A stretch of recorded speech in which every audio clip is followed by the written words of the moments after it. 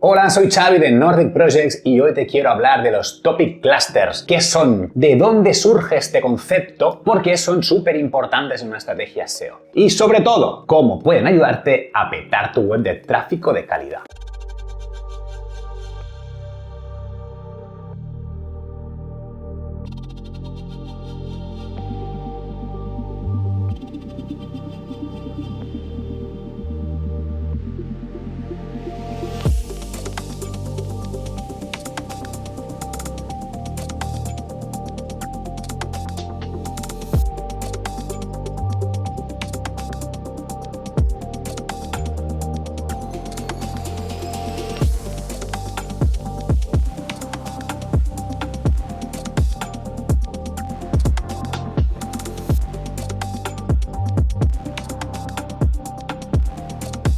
Un clúster de contenidos es un grupo de contenidos que giran alrededor de un tema central y que se entrelazan todos entre ellos. Y ya está, fin de la historia, adiós. Que no, que hay mucho más. Suena sencillo, ¿verdad? Pues sí, pero no. Vamos a verlo. Quizá os suenen los términos Pillar Content, Cornerstone Content, etcétera, etcétera. Hay muchos nombres para referirse a lo mismo. Todos ellos se refieren al clúster temático, que en esencia es una estrategia de contenido que busca captar tráfico orgánico hacia nuestra web. ¿Cómo consigue ese tráfico? Pues generando una estructura en la que se redacta un tema central del cual luego vamos a generar artículos y contenidos más pequeños, con temáticas afines a la temática principal. Vamos a ver con más detalle esta estructura.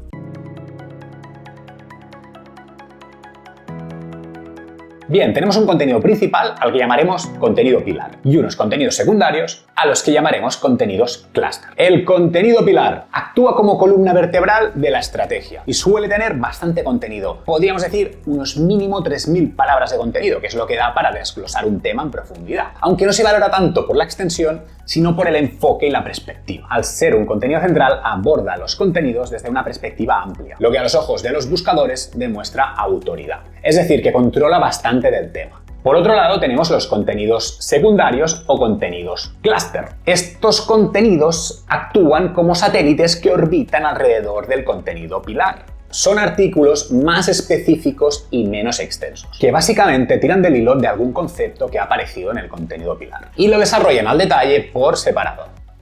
Vale, como resumen, hemos visto que el contenido pilar es un contenido general, que ofrece una visión amplia y con buena perspectiva sobre un tema, que es individual. Solo debería existir un contenido pilar por grupo de contenidos. Complejo, que se enfoca en la palabra clave más buscada, que suele ser también la más competida y seguramente la más difícil. Es denso, contiene mucha información y suele actuar como guía temática. Es lento, al ser un contenido que compite por una palabra clave principal, necesita más tiempo e infraestructura para posicionarse. En el otro extremo tenemos los contenidos clúster o contenidos satélite, que suelen ser específicos, se enfocan en una temática concreta, múltiples. Para que la estrategia funcione deberían hacer varios contenidos clúster con temáticas complementarias. Son simples, se enfocan en palabras clave de cola larga o términos de búsqueda con menos tráfico y menos competencia. Son ligeros, son contenidos informativos que trabajan bien el tema, pero no ahondan mucho, y son rápidos, al tener menos competencia, posicionan más rápido que el contenido pilar.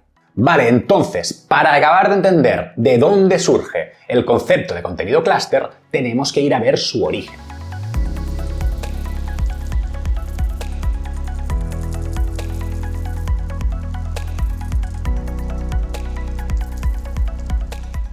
El concepto clúster temático aparece como una adaptación a la evolución de los diferentes algoritmos de Google y también al propio funcionamiento del buscador. Recordemos cómo funciona Google. Google descubre nuevas URLs a través de sus arañas, que saltan de enlace en enlace. Interpreta su contenido y lo envía a su índice etiquetado con una serie de señales relativas al contenido. Y finalmente, cuando un usuario hace una consulta, Google recupera de su índice los resultados más relevantes y los presenta ordenados según la intención de búsqueda.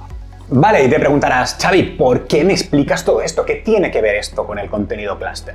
Pues mira, claramente la estructura clúster se ajusta 100% a este funcionamiento, ya que por un lado, a nivel de rastreo, se genera un flujo de enlaces bastante interesante entre contenidos de nuestra página, lo que ayuda al robot de Google a descubrir nuevas URLs dentro de nuestra web. Y por otro lado, a nivel de indexación, conseguimos que Google almacene todas estas páginas con señales complementarias. Y te preguntarás, ¿a qué te refieres con señales complementarias? Vale, pues sabemos que Google interpreta el contenido de nuestras páginas, sobre todo su código HTML, donde puede ver negritas, cursivas, encabezados, imágenes y muchas otras cosas más. Y de esa interpretación que hace, te etiqueta. Por ejemplo, imagínate que haces una búsqueda en Google sobre patinetes o cómo trucar patinetes eléctricos. Lo más probable es que Google, cuando lea tu contenido, si el contenido explica cómo trucar un patinete eléctrico, te almacenará en su índice con etiquetas del tipo patinetes eléctricos o trucos. Y puede ser que con otras cosas que destaquen en ese contenido. La idea detrás del etiquetado es optimizar la eficiencia de su sistema. Al final tiene miles de millones de páginas por ordenar y almacenar y necesita que cuando alguien haga una consulta en su buscador que coincida con alguna de estas etiquetas, pueda volver a su índice y repescar cualquier cosa que vaya etiquetada por estos conceptos y presentártelo en milésimas de segundo.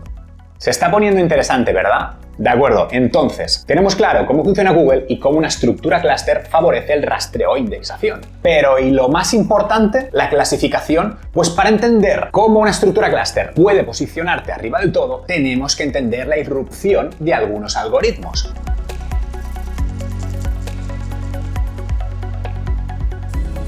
Para entenderlo tenemos que volver al inicio. Aparece el algoritmo PageRank y durante 13 años, hasta 2011, no hay ninguna actualización significativa, con lo que se empieza a generar un poco de confusión en el buscador. En 2011 surge Panda, después de 13 años con PageRank, que cuenta, después de 13 años, Black Hat por un tubo. Granjas de enlaces, webs con 1000 veces la palabra clave, blanco sobre fondo blanco y 1000 guarrerías más. Y bien, en general, un contexto poco favorable al futuro del buscador. Con lo que Google tenía que tomar medidas. Por el bien del buscador, era importante hacer limpieza, porque no era nada raro encontrar páginas con muy baja calidad en primeras posiciones. Con lo que Panda llega un poco para esto, para establecer unos criterios cualitativos que ayuden a subir el nivel del buscador. Es aquí donde aparece el concepto de que Google te penaliza. En 2011 empezó a penalizar páginas de baja calidad o páginas que estuvieran generando spam claramente con la intención de subir arriba del todo. Un año después de Panda aparece Penguin en 2012, que prácticamente va del mismo palo. Viene para seguir luchando contra el spam, pero en este caso contra el spam de enlaces.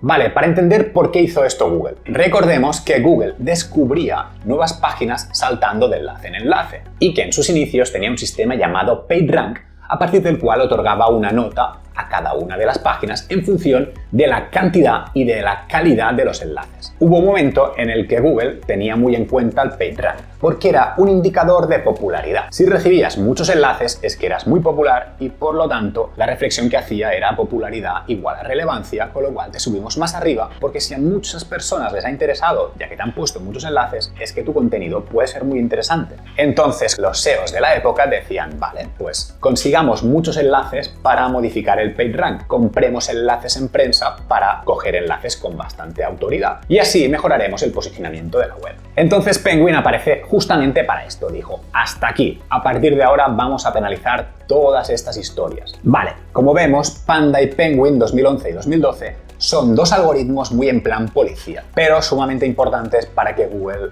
consiguiera subir el nivel de su buscador. A partir de estos dos algoritmos ya empiezan todos a ser mucho más constructivos y a centrarse en premiar más que en castigar. Para mí tienen especial importancia dos algoritmos posteriores, Hummingbird y BERT. Hummingbird apareció en 2013, justo un año después de Penguin. Y su aparición fue sumamente importante y marcaría un cambio total en la forma como se clasificaban páginas web, ya que introdujo el concepto intención de búsqueda. A partir de 2013, Google ya era capaz de entender lo que estabas buscando. Lo que a efectos prácticos significó la desaparición de la palabra clave exacta y la repetición infinita en las páginas de la misma palabra. Google ya era capaz de entender lo que estabas buscando y podía mostrarte el mismo resultado por consultas que quizá no utilizaban esas palabras. Por ejemplo, si teníamos una web en la que desarrollabas la temática de las 10 motos más potentes de 2024, antes de Hummingbird, tu post seguramente se habría activado por palabras muy concretas, como motos más potentes o motos potentes. Pero después de Hummingbird, tu contenido ya podía aparecer por consultas intencionales que no usaran la palabra clave, como comparativas motos, mejores motos 2024, etcétera, etcétera. Luego han ido saliendo otros algoritmos que trabajaban en la misma línea que Hummingbird, incluso trabajando otros aspectos, pero para mí fue en 2019 cuando aparece BERT, con el que Google se corona, ya que introduce el contexto como señal. Es capaz de mostrar resultados distintos adaptados al contexto. de todo lo que nos han ido aportando esos algoritmos a lo largo del tiempo, creo que hay dos elementos que son clave para entender el surgimiento de una estructura clúster, que son la influencia de los algoritmos predictivos y el concepto EEAT. Los algoritmos predictivos son los que hacen posible que cuando haces una consulta general te sugiera resultados con diferentes intenciones de búsqueda. Este punto es clave para entender el concepto clúster, ya que todas estas temáticas con las que Google te relaciona son los hilos de los que tiraremos para estructurar nuestro contenido. Por ejemplo, imaginemos que buscamos patinetes eléctricos y Google nos presenta resultados diferentes adaptados a sus funciones de exploración, en los que podemos ver resultados diversos como comparativas entre modelos, modelos destacados, resultados referentes a normativas, complementos para patinetes eléctricos, actividades. Pero todos estos conceptos van a determinar las temáticas de los contenidos clúster, lo que va a producir que en tu página web tengas un contenido central que toca todas las patas y además tengas contenidos secundarios que desglosan cada una de estas patas. Como consecuencia, tu página web va a ser relevante y va a ofrecer una buena experiencia de usuario, lo que nos dará muchos puntos para subir a las primeras posiciones. Otro elemento que tiene gran impacto en las estructuras clúster es el concepto EEAT, que es el acrónimo de Experience, Expertise, Authoritativeness y Truthworthiness. Vaya palabritas, en fin, lo que viene a ser experiencia, conocimientos, autoridad y fiabilidad. Es un concepto que Google introdujo en sus directrices de calidad. Y si bien no es un algoritmo como tal, sí que establece un criterio cualitativo para evaluar los contenidos. Los topic clusters, al agrupar diferentes contenidos alrededor de un tema central, encajan perfectamente en este concepto, ya que permiten generar diferentes contenidos con diferentes enfoques alrededor de un tema central, lo que va a aportar riqueza al conjunto, consiguiendo así más relevancia. Vale, habiendo visto qué es y cómo funciona un clúster de contenido y habiendo entendido su origen, parece una gran idea activar este tipo de estrategia. Pero no siempre se puede hacer. El tema tiene que dar de sí. Si no hay mucho de qué hablar, es mejor no decir nada, porque si no generaremos contenidos redundantes y repetitivos. En el caso de que estés en un sector en el que no puedes tirar mucho del hilo, es mejor utilizar otra estrategia SEO. Pero si tu sector tiene una temática rica y diversa, hazlo ya, porque vas a conseguir mejores posiciones y en consecuencia más tráfico a tu web.